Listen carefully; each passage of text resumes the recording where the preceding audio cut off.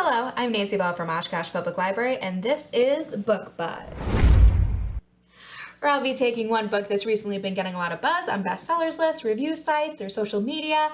I'll break it down into definable elements, and then I'll suggest 3 books that have similar themes, writing styles, characters, and overall general vibes. Today we're talking about Gallant by Victoria Schwab. It's been really popular on Bookstagram. Victoria Schwab has found recent bestseller success with The Invisible Life of Addie LaRue, a book that I personally really loved, and she is back with her newest book that's been published this March. In this one, Olivia Pryor is our main character, and she is an isolated and ostracized younger woman at Maryland's School for Independent Girls. Olivia is mute and uses sign language, and her only connection to her family is a journal from a mother she doesn't even remember. She really dreams of a place to call home and a family who cares for her. And one day that dream seems to come true, and she receives a letter from her estranged uncle inviting her to come home to the family manor, Gallant. Instead, she's welcomed home to the ruinous manor by a single irritable cousin, 2 lovely caretakers, and half-formed ghouls haunting the hallways.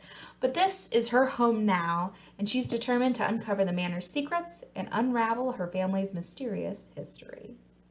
So let's go ahead and break down Gallant into the elements that I'll be looking for in a read-alike. So first up, let's, as always, talk genre. So I would consider this fantasy fiction.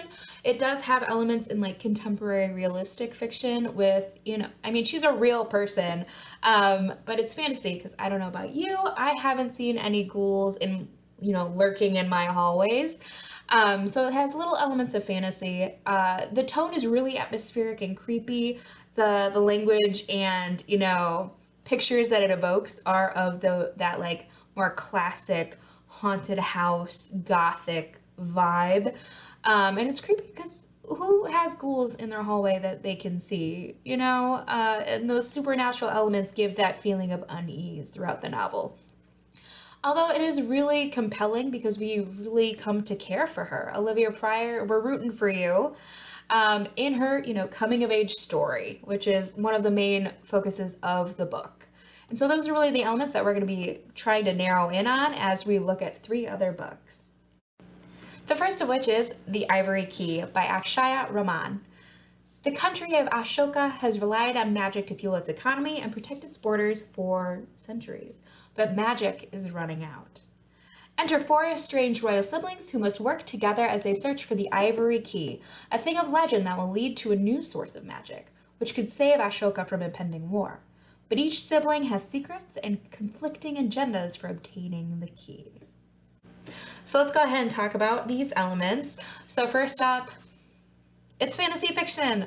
We're talking about magic influencing the world, lands it straight into the fantasy category.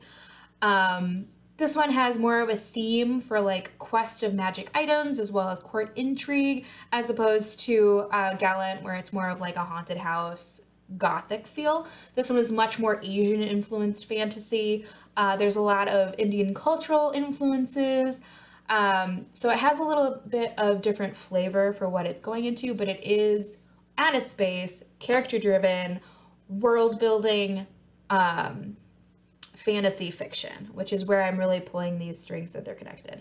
All of these characters do have their own part of the book. It's told in alternating points of views for each character, and so it really lays down into that central idea of like a coming of age story.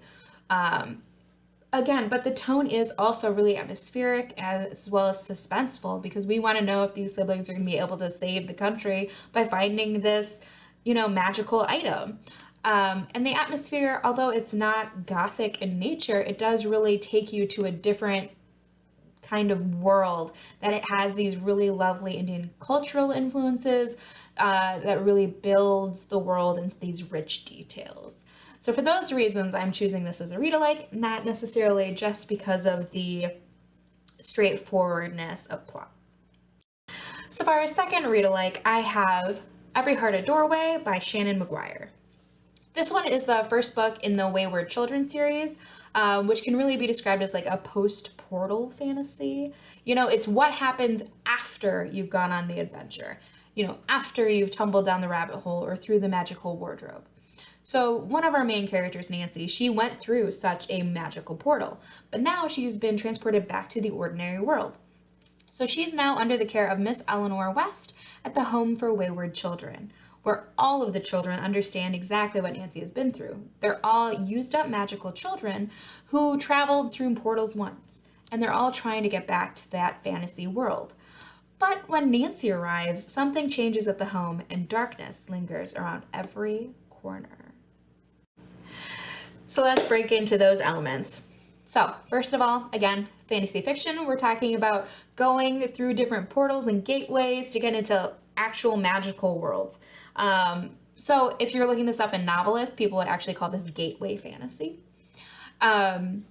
These characters are also, their central plot point is it's a coming of age story. We're really interested in how these children who think that they're used up and then the best part of their life has already happened, how they're readjusting to real life. And so it's their coming of age story that we're really getting into.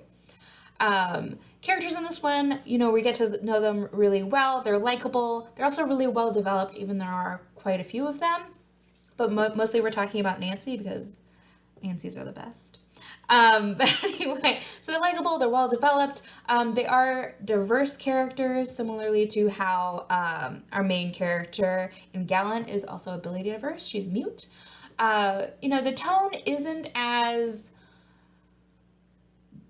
gothic per se as it is in Gallant, but it is atmospheric again, bringing us into a whole different world and where their viewpoint and perspective of the world is the most important one, not necessarily our interpretation of it. And the writing style is really descriptive. It pulls you into this whole different world. I highly recommend the entire series. And it's very engaging. We come to care about not only these children and their caretaker, but the worlds that they got sucked out of. So it's really such a great read-alike for this if you're interested in any kind of fantasy, even as an adult, as a young adult. It's fantastic to bridge that gap as well. And for our third and final read-alike, I have What Big Teeth by Rose Szabo. Eleanor Zarin has been away for years at boarding school, but after a violent incident with another student, she returns home. And of the dozens of letters she sent home, she's never gotten a response. And honestly, she only has foggy memories of her family at this point.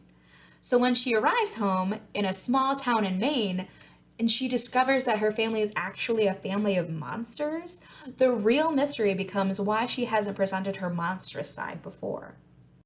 So this one actually, for me, feels a little bit more of a direct side-by-side with Gallant because we've got our fantasy fiction. She comes from a family of monsters. She returns home from boarding school, very similar to our main character in Gallant. So some of those things are very similar. I feel like this one has more elements of horror, where horrifying things are happening to our character, and maybe she's doing horrifying things on the side. There was that terrible incident with another student.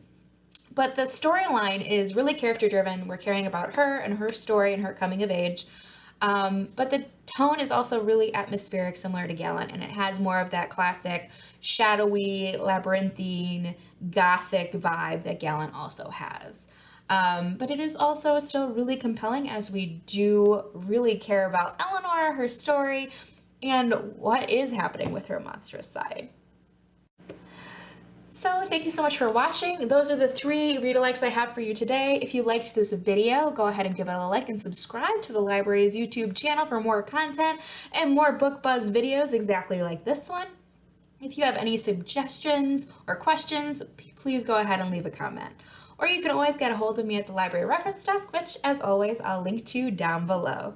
Thank you so much for watching, and let's all get back to reading.